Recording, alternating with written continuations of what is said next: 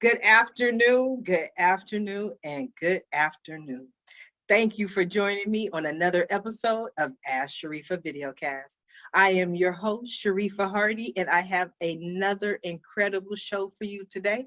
So I'm going to ask you to do what I always ask you to do, and that is to go out and be an evangelist for Ask Sharifah Videocast. There's someone in your network, maybe in your neighborhood, I don't know, they might be in your house or at your job, but they're starting on their entrepreneurial journey. They're starting down this road and they need this information, but they won't have this information unless you go ahead and share the show with them. Because as I always say, friends don't let friends miss out on Ask Sharifah Videocast. Now, today we are talking to a young man who is changing the world. He's actually right there in Minnesota, and he's been the voice of the people. We're going to speak with Dr. Ron Bell. We're not only going to speak to him about what's going on in the world, but we're going to talk about his latest book, Four Promises.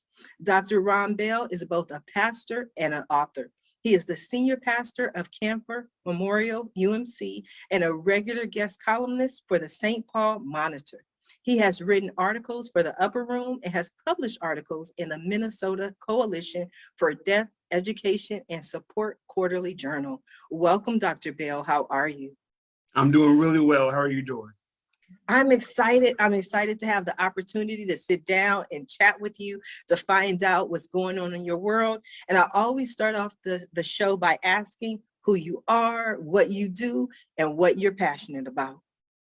So who I am is Ron Bell, son of Reverend Ron Bell Sr., Dr. Joyce Ann Bell, father of two beautiful boys, 6 and 9-year-old, and husband to an incredible wife, Dr. Ebony M. Bell, from the East Coast, from Maryland, but I've been living here in Minnesota for the last 3 years doing ministry. I am a pastor, I'm an author, a writer, columnist, musician, and lover of anything Jeep Wrangler. I'm in. So that's kind of a nutshell who I am. Now, Dr. Bell, I enjoy what you have to say, but what keeps poking out at me, this little word is Minnesota, Minnesota, Minnesota. And, you know, with the George Floyd tragedy, Minnesota is on the map. What are some of your thoughts about what has gone on in Minnesota? What is going on in Minnesota? What are you feeling now?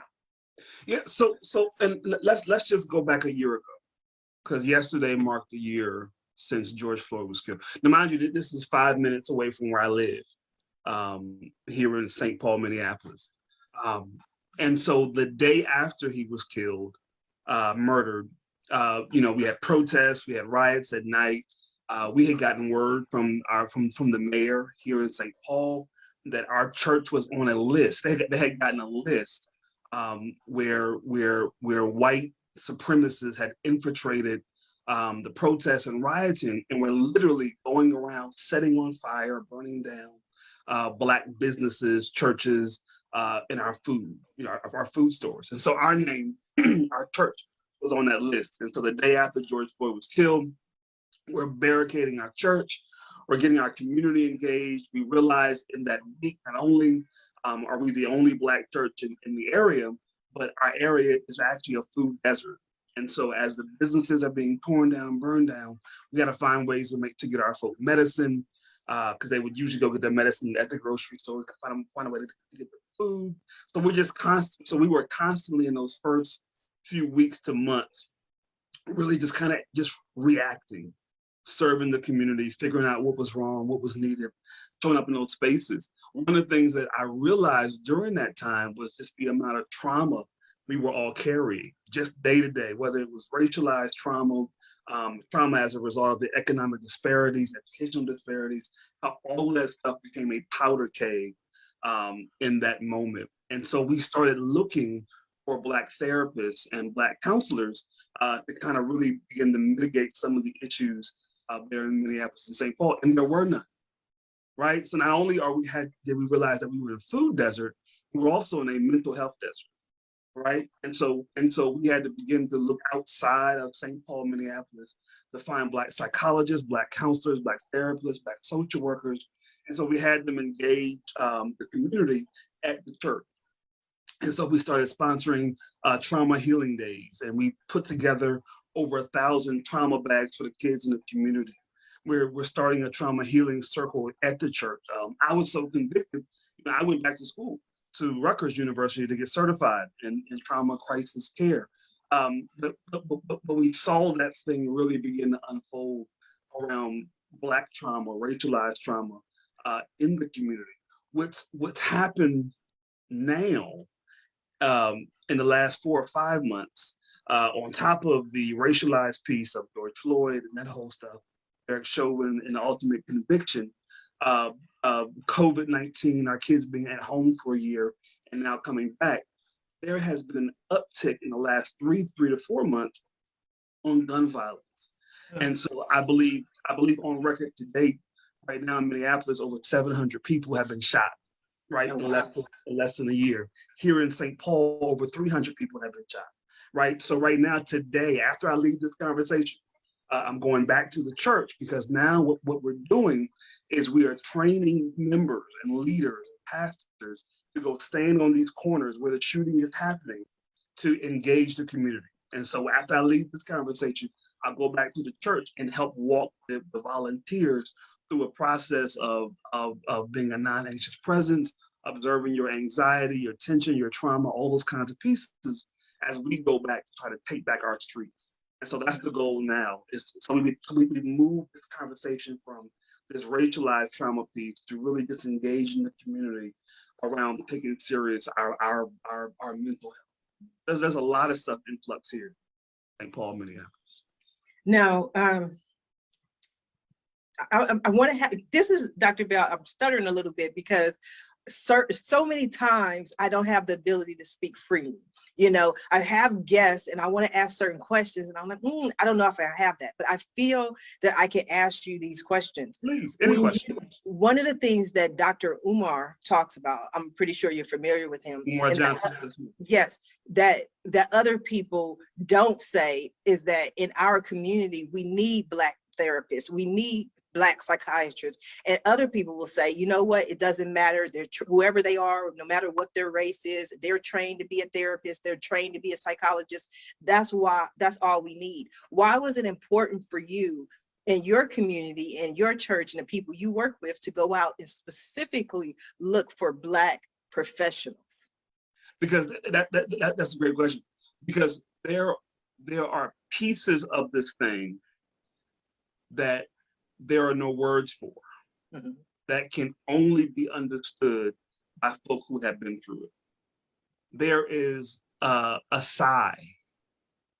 There is a way that you just kind of comport your back, right? There's a way that you look away, that if you are not Black and haven't gone through that experience as a counselor or therapist, you'll miss it. You'll miss those pieces, right? There's a way in which we don't feel comfortable sharing this intimate piece, where we don't want to spend the front half of conversation explaining our trauma, right, to white therapists, or feeling that there's no protection or comfort there to be able to really release all of the stuff going on. So it's imperative, critical, to have Black therapists, Black counselors, Black voices, Black faces, so that we can begin to heal. I'm doing some work right now with a local private high school, and it's around this issue of not having. They had 900 students and not one Black teacher. Oh wow! Right?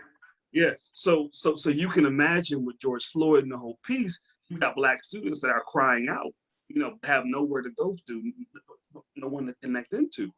And so part of the work I'm doing with them is helping them realize the importance of just having space for Black folk to rest, to heal, to begin to make those connections. And you gotta have folk that look like them in order to be able to do that work effectively. Now, in the school that you mentioned where there were 900 students and not one Black teacher, and when you went out and you looked for these Black professionals, did you have a hard time finding them? In Minnesota, yes. Okay. Yes, in Minnesota. But one of my arguments I've been pitching to them and to other institutions is you can look beyond Minnesota. The same way that we recruit for the airlines and recruit for the 3Ms and the IBMs and the tech folk and whatever. Same way we recruit for all of those pieces, MBA, whatever else. We can recruit quality Black teachers specifically from our HBCUs. They're there. Counselors are there. They're there. Mm-hmm. We just have to look for them and recruit them. Now, on that same vein, when we're saying, okay, well, let's go get the Black professionals, let's bring them in. I have never, and I love to hear your thoughts on this, and I'm 45, just turned 45 in March. In my lifetime, I have never heard the sentiment been made so much as people saying, well, you know what? Slavery is over. There's no systematic racism. People need to get over it. I've never in my life heard people say that sentiment as loudly, as freely, and as often as I have within the last year. Maybe it's just me, Dr. Bell. I would love to hear your thoughts. No, you're 100% right. You see where Texas just passed last week, a law that you can no longer teach critical race theory. Texas. That's where Juneteenth came from, right? Wow. And they're saying we don't want to talk about race anymore, right? Tennessee just did the same thing. What was it, 2 months ago, passed a piece about the 3/5 compromise and it being a good thing for Black folk, right? So it's happening all around. But what you're really seeing is a reactivity to change that hasn't been dealt with. What you're really seeing is white folk wrestling with their trauma and not knowing what to do with it. And so because they don't have language or the ability to express or deal with it, they're just reacting out of it. So creating policies and procedures that help them stay safe in their own trauma, their own shame. That's what you're really witnessing. Well, I am definitely seeing that because I talk about this often. In the last year, I have done more race panels than I ever have in my life. And I've been in this industry. I've been a radio host since 2009. This is what I do. But it's the last year when people were like, Sharifah, we want you on our panel. We want to hear your thoughts. We want to hear what you have to say.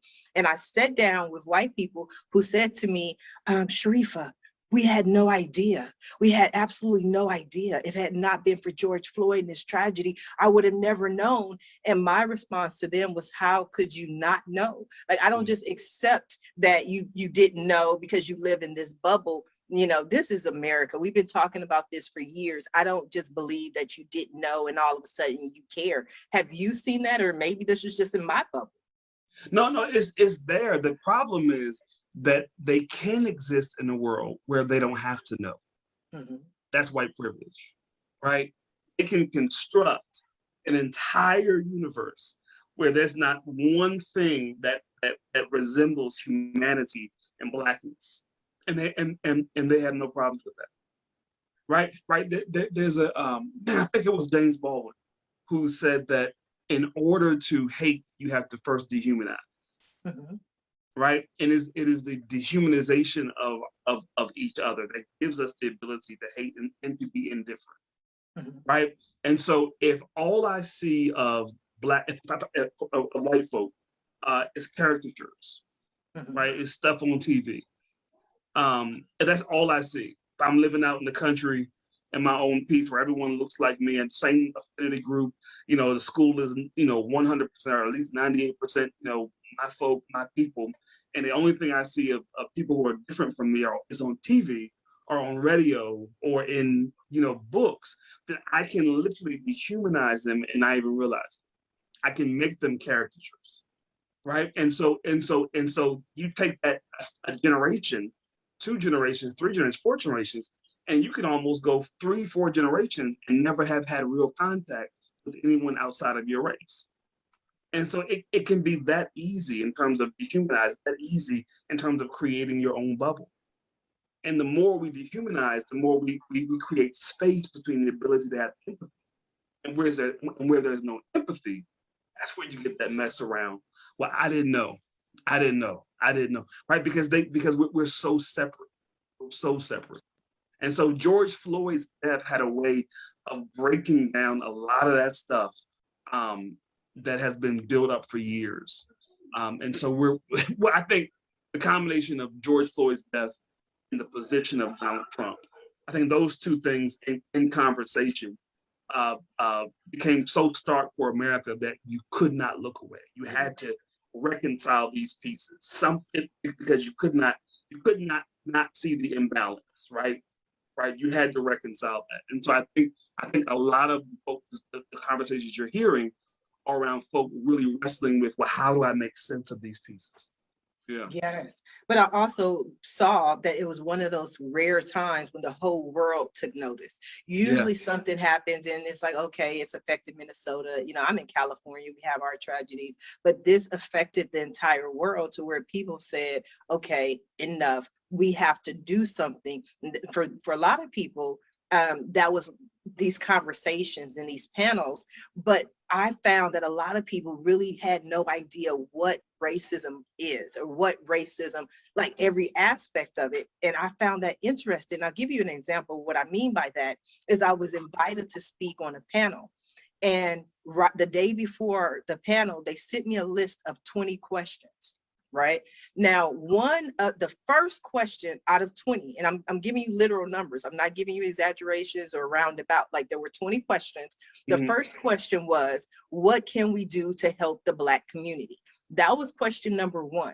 The remaining 19 questions never mentioned race, never mentioned the Black community at all. It was just like, how do we make this world a better place? And I was like, oh, y'all want to play with me? Like, and I literally, once they went live and brought me on, and I said to them, in my adult, grown woman, outdoor voice, this is what happened. You sent me these 20 questions. Most of them were fluff, right? They're fluff. I don't do fluff. If you want to have a conversation and you want to talk, let's talk. And they were like, okay, Sharifah, let's throw out the questions. And we proceeded to talk for this panel for 2 hours about what they wanted to know. But that was my experience. And I saw the underlying tones of racism within the way they approached this situation. Do you understand what I'm saying, Dr.? I do. I have often said in white audiences, I will not be your racialized tour guide, right? I will not lead you comfortably at a comfortable distance from the tragedy of race and your actions. You know, instead, I will engage you in conversation. We can have critical discussion around, systems and history and culture and economics and where we're at and solutions. We can do that together. But this tour guide stuff of, I'm gonna just give you solutions and answers so you can check off that you were part of the discussion and go home and go back to your life. I just can't do it. I won't do it. I totally understand.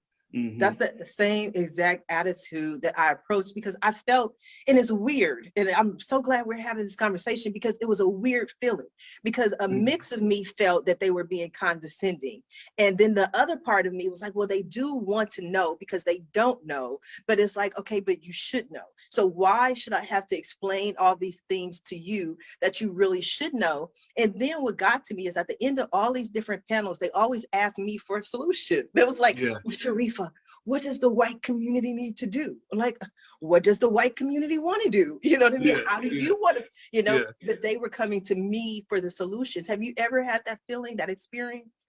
Oh, all the time, almost weekly. Yes. almost weekly. I'm asked to be a part of discussions and conversations. And that's always in there. Well, Ron, what should we do? Ron, what's the next step? Right. And so what I would do is exactly what you did, is I will invite them to participate in naming what they will commit to for the next step, right? Not me dictating, not me saying, go out and buy my book or go out and hire 5 new Black folk or go out and do X, Y. Let's commit to a process that you can have skin in the game and be engaged in, so that we can find solutions together versus me being prescriptive, right? Because that changes the dynamic. I think we've gotten so caught up on this word allyship. Yeah. Right. White folk want to be allies, right? Yes. And I get it. But I think what I'm interested in is not allies, but abolitionists, right? People who are willing to put their lives on the line, skin in the game, staying fully, with those who are running the pass and running the plays to find solutions. Not those who are simply will stand on the sidelines and root when things are well and go home when things get tough. right? That's an ally. We need abolitionists. We need folk on the field who are willing to commit to being a part of the process of finding solution, and finding victory. And that's a different level of engagement that, not everyone is ready for. But they need to be clear that they're choosing not to do that. They're choosing to simply stay here versus be seen as there. Yeah. I love it. I love it. And then I have to tell you this, and I'm not going to ask for a comment from it unless you want to volunteer it, because people been getting in trouble. But I have been spellbound by this whole Kwame Brown thing. Like, I have been watching it from beginning to end. Like, I've missed meetings and conversations because I'm like, wait a minute, Kwame's talking. I have to hear it. And my stance has been ignore the curse words, ignore all the language, but get to the fact that I love a man being a man. I love a man saying, this is my truth. This is what I believe in, and I don't care who likes it. And then my dad is like that. And it's so often in this society, we're not allowed to be a man. That's why I just love the title when he did a video, just simply, it's okay to be a man, and especially a Black man, because society will protect everybody else. You know what I mean? You can't talk about them. You can't talk about them. You see how fast those Asians got that bill, but yet you can talk about any, Black person or Black woman or Black man that you want. And so I was applauding him all weekend, and I was just tuned in. So I thought it was very interesting, and I like that kind of thing. But again, I'm not going to ask for comments. Don't want to get you in trouble. What we haven't talked about is your book, because I'm rambling on. Let's talk about your latest book, Four Promises. I read it. That was like a couple of weeks ago before the interview. I had to find out. And what I loved more than anything about your book is that so often people, any race, just in general, are talkers. They just talk. This is what I did. This is what you should do. I love the aspect that your book it was a workbook. And I found so many things about myself that I believe I wouldn't have even considered had I not gone through the process of having this workbook. Wow, that means so much. I wanted it to be a workbook. I wanted it to be something that folk could use, right? As I think about my own trauma and how I process through my own stuff with my own counselors, right? It's all hands-on. Right. And so again, it goes back to that whole ally versus abolitionist, right? It's me participating in my healing. And so I wanted the book to have that same aspect. I wanted the questions to probe people to have to actually write to participate, right? I wanted the exercises in the beginning around breathing and sensing and noticing yourself. I want all those to be participatory, so that as you're engaged in the book, there's this dual sensory thing going on, where you're both reading it, you're participating, so it begins to stick longer. It has a more is more effective in helping you move toward the place of healing.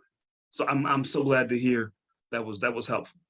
No, it was very helpful. And I didn't even tell you this before. I literally had to step away once when I was going through the process, because it was bringing up emotions that I hadn't necessarily wanted to deal with. But I say, no, you have to do this. You have to commit to it. But then I'm also that kind of person that goes, okay, well, I can't right now. Like at this moment, it's too much. And then I came back at a clearer, more calm time, and I went through the process. But it was me, looking at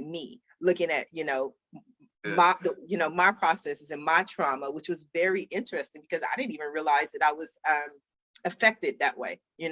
Does that make sense?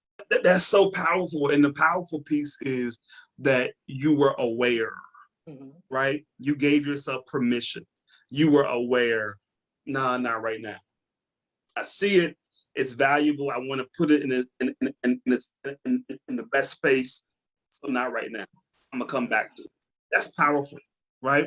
Because what the world will make you want to do, or what the world will suggest to you, is that you got to do this microwave thing of get it now, fix it now, solve it now, do it now. When the reality is, when you back up and give yourself permission to be fully present, that's promise number one, right? Then you can begin to say, okay, well, you know what? Let me come back to this at a time and space where I can really give it the value it needs. I can sit with it. Let me wrestle with this stuff. Place it somewhere so that I can really value, because it's sacred as everything else. So that's really good to hear. Really good to hear. Yes, it was. I really enjoyed it. What are the four promises? Let's talk about that first. So the four promises are simply this. I promise to give myself permission to be fully present. I promise to create rituals or practices that allow me to begin to heal in my trauma. I promise to find or create circles that will allow me to continue to heal in my trauma. And the last one is I promise to retell the story of my trauma in a way that gives me power and authority. Right. And they are consecutive. And so they ought to be done one at a time. Right. Because I can't retell my story in a way that gives me power if I haven't first given myself permission to be fully present. Right. I can't find circles that are healing if I haven't first developed practices and rituals that give me the ability to be whole in the midst of my trauma. And so they are consecutive. And so as we give ourselves permission, then we can begin to find rituals, practices, right? As we find rituals and practices, we can begin to be attuned to circles where healing is happening. And as we're attuned to circles where healing is happening, then we can begin to retell our stories in ways that give us power. Mhm. Yeah. So those are the four promises. The ritual for me that I committed to, and I have been doing this for years, it wasn't just for promises, but it made me get to the commitment of it, is my meditation. Getting up in the morning and stopping, for at least 15 minutes to have that time with myself and with my creator, and to really think about what was going on with me and give me an opportunity to go into the day. So that was one of the things that I committed to. That was a direct result of going through, and I won't say reading this book, because that's not what it is. It's about going through this process, because that's what I did. It was a process that I went through with the book. That's how I looked at it. That's powerful. That's powerful. My father, and I'm not sure if this is in the book or not. It might not be. My father was a United Methodist pastor, like myself, pastored for 40 years. He passed away December 14th, 2018. Right? He was my hero. He was my hero. He really was. We used to call each other every Monday to compare sermons, see who outpreached the other one, right? I love it. I used to love it. He was my hero. But when he died, it left a really big vacuum, really big hole. And so when I became ordained in 2019, of course, he wasn't there. And so here I am about to go into this ordination service and this elevation and all this stuff. And I'm carrying this grief. I'm carrying this trauma of his absence, right? And so one of the rituals we did was, well, let's just go out to dinner, because that was his big thing, was to go out to Cracker Barrel. I'm not sure if you had Cracker Barrel in California. Okay, but Cracker Barrel, he would always eat the worst stuff, like the fried chicken, with chicken and dumplings, all the stuff you shouldn't eat, right? And so what we did was we said, well, let's just go to Cracker Barrel and buy all the stuff he would eat. Aww. Right, and just celebrate there. And that became the ritual, right? So even in his absence, my ritual for dealing with that anxiety, that trauma, that grief I carry is to honor his legacy, his memory in food, right? Mm-hmm. And so that helps give me space to begin to go the next route. So each of us need to find rituals and practices that help us do that kind of work. So it's great to hear that your meditation does that for you, but these things are necessary for all of us. Yeah. Yes, it's a commitment to it. So for me, I became an ordained minister in 2004.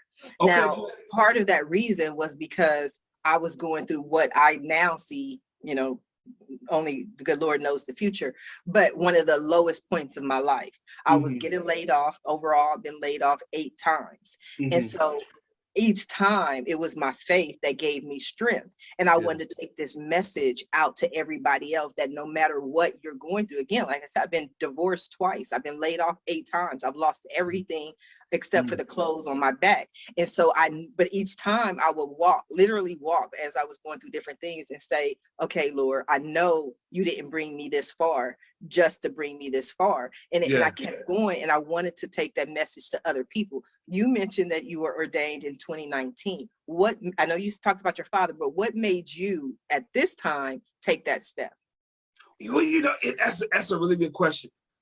Before I answer that question, that's a really good question. Before I answer that question, I wanna point out that when you just told that story, laid off 8 times, divorced twice, lost everything, sat close to my back, the whole piece, right? You didn't tell that story from the perspective of the victim, right? Because Right. there's a way of telling everything you just said from the perspective language of the victim, right? There's a way of doing that. You did that from the perspective of the victorious one. You did that from the perspective from the language of one who has survived, thrived, and come out on the other side. Right. Right? That's the fourth promise. That's the retelling our stories in ways that give us power in the midst of our trauma. Yes. Right? Because I guarantee you haven't always been able to do that like that. Right? No. There was a process you had to go through in order to get to the point to be able to tell that story with such power, such authority and knowledge that you're at now hasn't always been there. That's the importance of working on trauma, working through your trauma, working through your process. No, you are absolutely correct. Thank you for even pointing that out. It was because I think I was going through it, at some point, and I would never be able to speak on something while I'm going through it. And now I know beyond a shadow of a doubt, I'm no longer in that place. And it's not just because, and I say this because I'm one of the most humble people you will ever meet, Dr. Bell. I tell you, I promise you that. But so I'm humble, but it's not just the money in my bank account that tells me I'm different. You know what I mean? That's there. I've gotten to, you know what I mean? That's there. But the key is I know I'm not going back there. I have developed the skill set and the relationships to know, okay, that was the old me. And even in my relationships, there's a certain level of peace that I have with people, that my life is just good. It's just happy because of where I am. So I know that I've overcome that. And so as a business consultant working with businesses, I have to be able to have that strength, because they will tell me every reason under the sun why they can't do something or why they can't be successful. My husband beats me. I have cancer, and I'm like, no, because you came to me to talk about your business. So you have the desire to have a business, to be an entrepreneur, to be successful. So let's not focus on all these reasons. And that's when I would go into, well, I've been through this. I've been through that. I've been in domestic violence situations. I've been through so many things that I don't even talk about. So I know I can use my story to not only inspire, but to take away the excuses. So even if I don't inspire you, my main goal is don't bring me any excuses. I love it. I love it. I think it was Sonia Sanchez who said, "I will become a collector of me and put meat on my own bones." Right? That's exactly what you're saying. I love it. I love it. I love it. See, now I forgot the question I asked you, Dr. I'm gonna answer what I want to answer. I'm gonna talk about that's good. I forgot the question, Val. I had asked. You asked me about ordination. Yes, yes. So I've been a United Methodist pastor now for 13 years. Okay. And as a part of the process, there are different levels of ordination that you have to go through at different stages. And so, at first it was the schooling, so you have to get your doctorate degree, or I had to get my doctorate degree. Then it was 2 years of provisional, which turned out for me to be 3 years because I moved from the East Coast to Minnesota. Then there's 2 more years of eldership training and writings and meetings and all that kind of stuff before you become a full ordained elder. So it was just a process that took 12 years in order for me to get there. Wow. So what inspired you? The 4 Promises is your 3rd book or your 4th? Yes, my third Your book. 3rd. Okay. I'm adding too much. What inspired you to do your 1st book? So my first book was bigger than hip hop, 7 Questions for Reaching Young Adults in Ministry. And at that time, I was a new church plant pastor, and I just started my doctoral program at Lancaster. And a lot of the questions being asked of me at that time, this is 12 years ago, but a lot of questions being asked was, how do we reach young adults in ministry? How do we get more young people in? And it just so happened that the new church start I had planted was all young adults. And so we started with 2 people, grew it to, 200 plus within, a month or so, and it kept growing and multicultural, but it was all young people. It was all, 21 and under. And so wrote that book as a way to help other churches really kind of see how you attract young people, how you engage them, what their needs were. And so that book really, I just interviewed a bunch of young adults and said, what do you need? What are you looking for? What's missing? I asked them the 7 questions. We put with their answers in practice for a few months at the church. And then the book is my reporting on what happened when we tried to put in practice what they said they needed and wanted in their voice. And so the book is a compilation of that. So that was the first book. Okay, so if I heard you correctly, and I'm 45, so my hearing is not what it used to be, but you said you got 200 young people to go to the church within 30 days, within a month? Within a couple months. A couple of months. Okay, so I know we got to read the book. You can't give it all away, but what are some of the key things that you did to reach these young people? Engage them in conversation that made sense on their level. I think that was the most critical one. Being attentive and present and practical. And then also I think being accessible, right? Because if you've got a 18 to 35-year-old, right? What they need to hear, what they want to hear, what they're looking to hear is, how do I have a successful relationship? How do I manage money? How do I find a job? How do I become an adult? So that they're looking at those core pieces, right? And so if you can engage them around those pieces, those fundamental pieces of adulthood in a way that's affirming to them, they'll stick with you.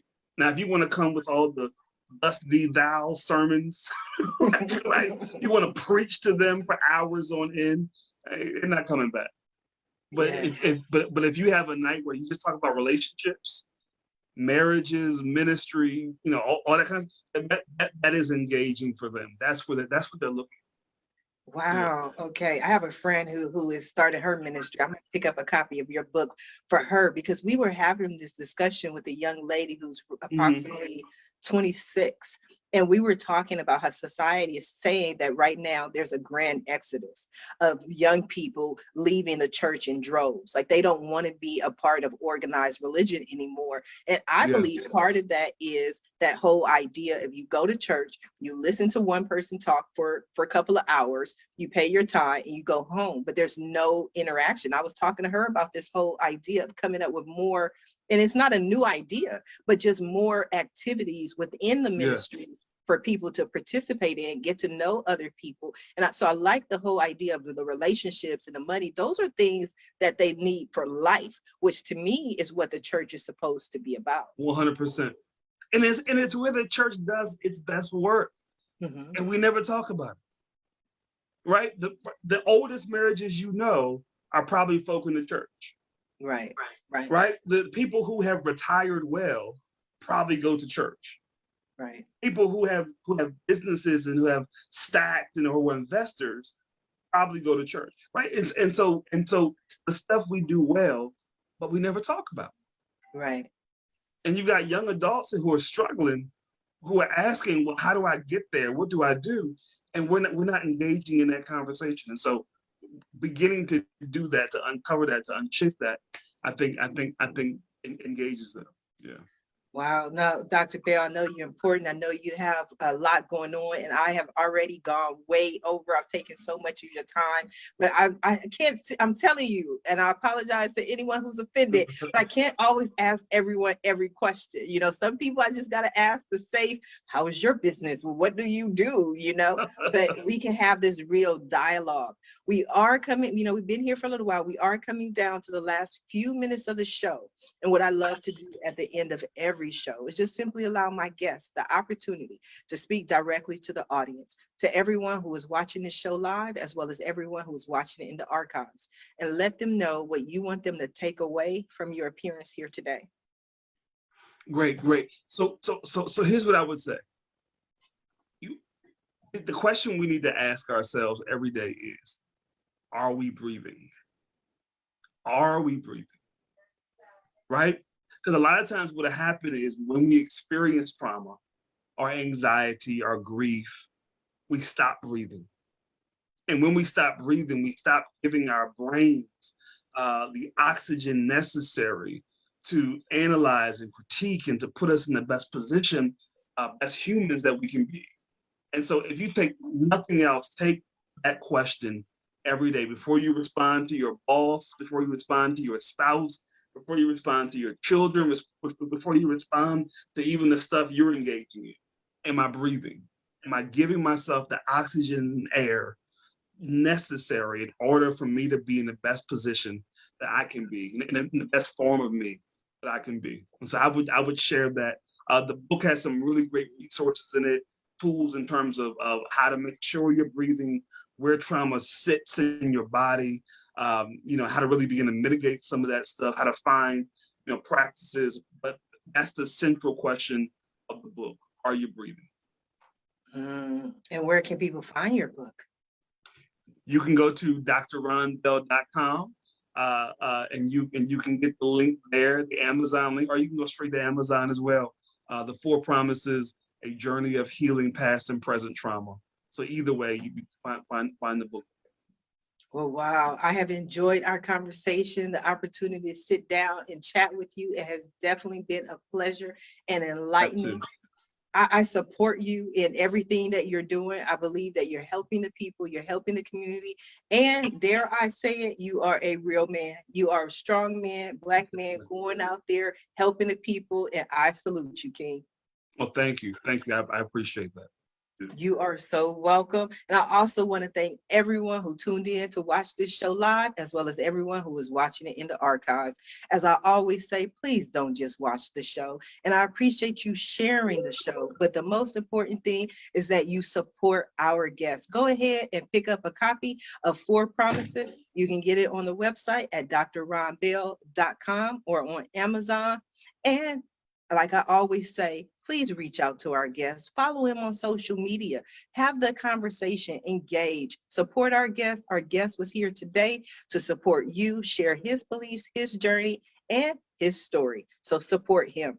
And if you are interested in more ways that I can help your business, or maybe you want to be a guest on Ask Sharifah Videocast, please visit my website at asksharifah.com. Until next time, everyone have a safe and a blessed day. Bye now.